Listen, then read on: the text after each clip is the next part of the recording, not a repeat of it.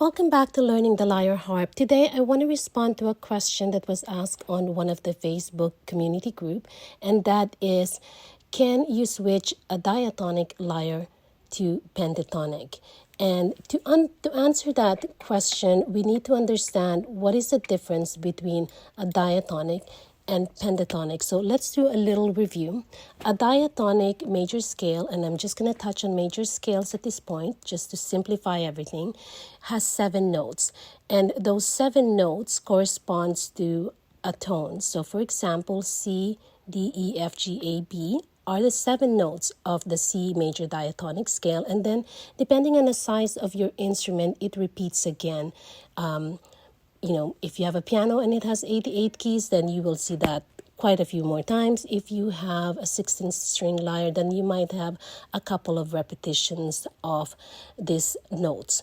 So C, D, E, F, G, A, B, C are the notes that we need for the major scale. And by the way, a tip for you is the C major scale is named after its tonic notes. So C is the first note of the C major scale, and that is the same for all other scales. So for example, if you're talking about the D major scale, then it starts on a D. Same thing with minors, it starts with those. Those are the tonic notes, and that's where you start. That is your Do.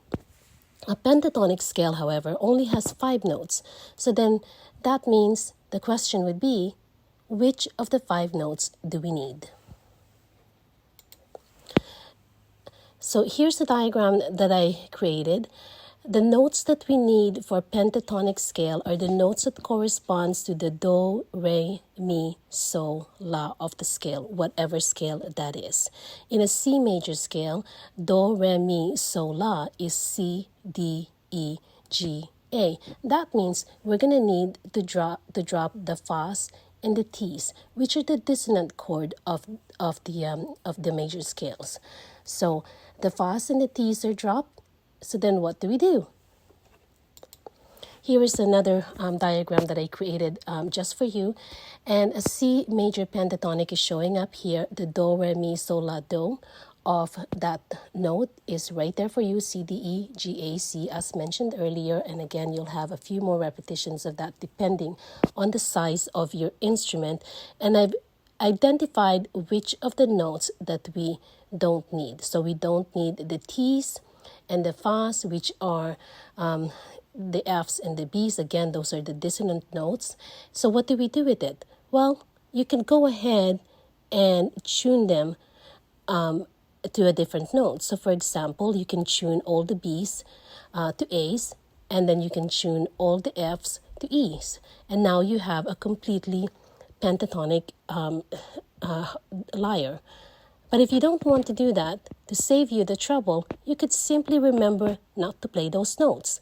You can use a sticker or marker of some sort to help you remember that you don't play those notes when you want to play pentatonically. That way, you can still play your instrument both on diatonic and pentatonic. It's kind of like, best of both worlds, right? But if you want to strictly play your lyre and keep it on a pentatonic scale, then you can go ahead and tune those notes down to the note that is included in that pentatonic scale.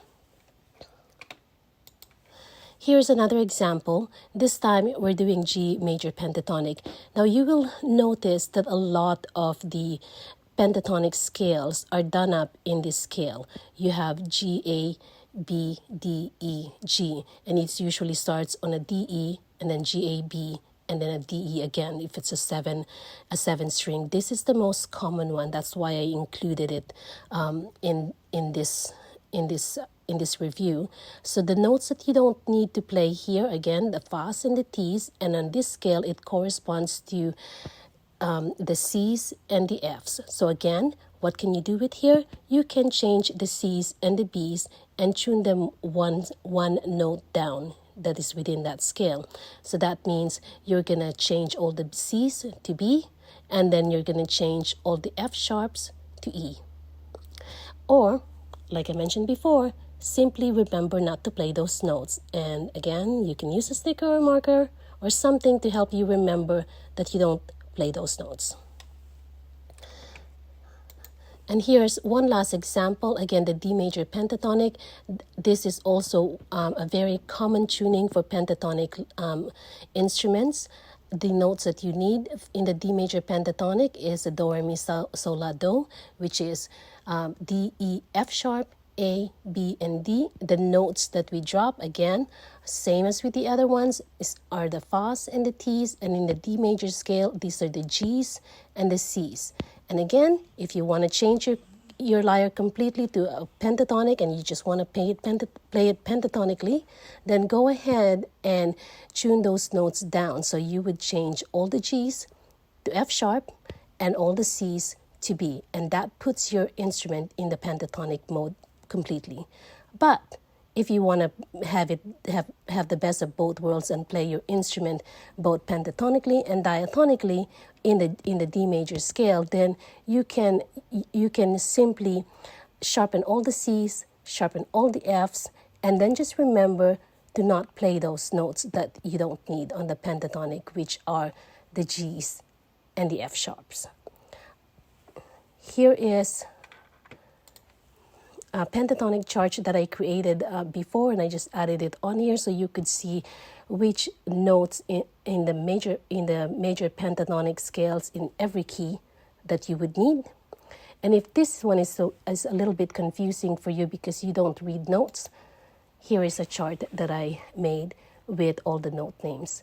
So I hope that this has been helpful to you.